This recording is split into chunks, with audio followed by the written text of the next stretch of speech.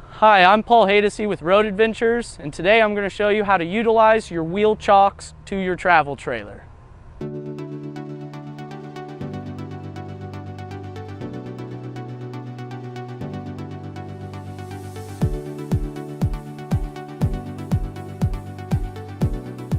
Every travel trailer comes with two wheel chocks. The purpose of these wheel chocks are to prevent your travel trailer from rolling away from you once you are unhitched to your tow vehicle.